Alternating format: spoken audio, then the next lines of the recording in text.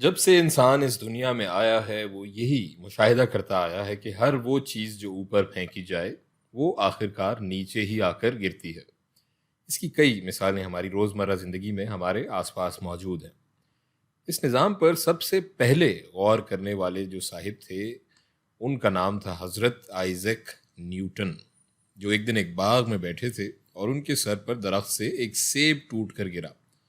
ان کی جگہ کوئی اور ہوتا تو شاید اس کے لیے یہ ایک عام سی بات ہوتی، لیکن نیوٹن نے اس بات پر غور کیا کہ آخر ایسا کیوں ہوتا ہے، سیب نیچے ہی کیوں گرا۔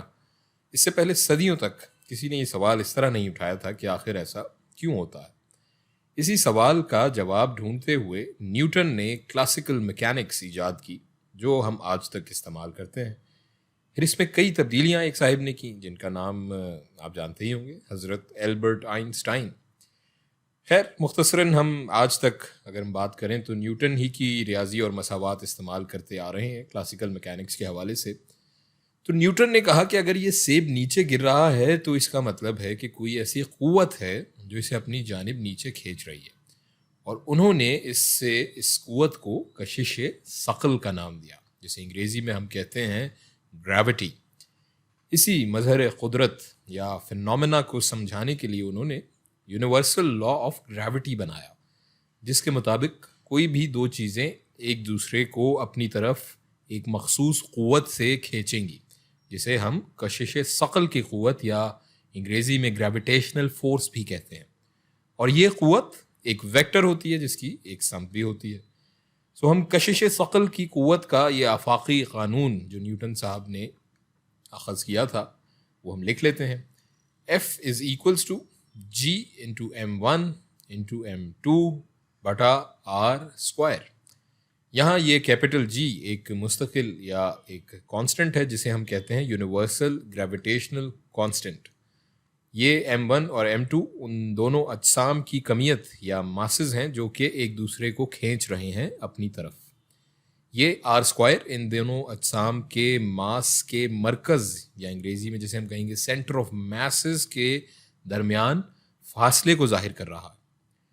اب اگر ہم ایک انسان اور زمین کے درمیان کشش ثقل کی قوت معلوم کرنا چاہیں تو اس فارمولے سے آسانی سے کر سکتے ہیں، ایسا کر لیتے ہیں۔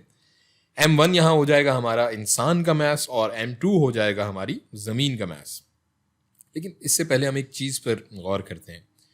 نیوٹن کے مطابق ہر دو اشیاء کے درمیان آپس میں ایک قوت لگ رہی ہے۔ سو فرض کر لیتے ہیں کہ ابھی آپ یہ ویڈیو ایک لیپ ٹاپ یا پی سی پہ دیکھ رہے ہیں، تو کیا آپ دونوں کے بیچ بھی یہ قوت لگ رہی ہے؟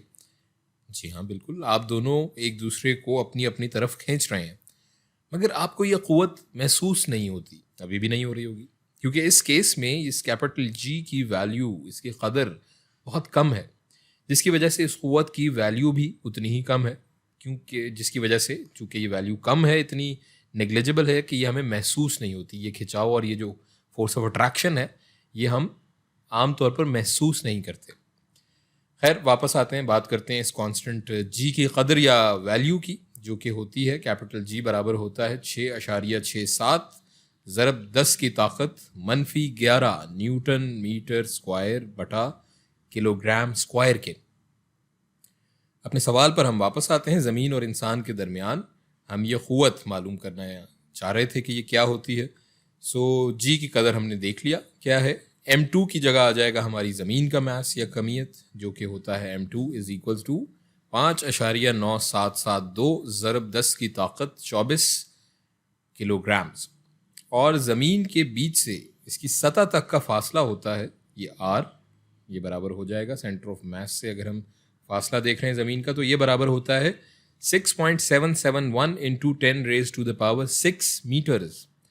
تو یہ تمام ویلیوز جب ہم پلگ ان کریں گے اپنی اس فارمولے میں تو اس مساوات کا جواب آئے گا F is equals to 9.8 metre per second square into M1۔ یہ M1 جو ہم نے انسان کا میس کنسیڈر کیا ہوا ہے۔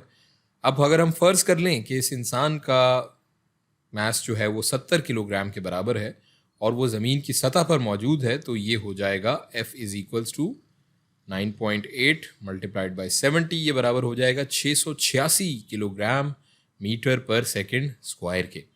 یا پھر اسے ہم کہیں گے 686 نیوٹنز۔ چونکہ نیوٹن نے کلاسیکل میکینکس ایجاد کی تھی، اسی لیے انہیں خراج تحسین پیش کرنے کے لیے قوت کے یونٹ کو نیوٹن سے منسوب کیا جاتا ہے، نیوٹن کہا جاتا ہے۔ تو 686 نیوٹن وہ کشش ثقل کی قوت ہے جو کہ انسان اور زمین کے بیچ میں لگ رہی ہوتی ہے۔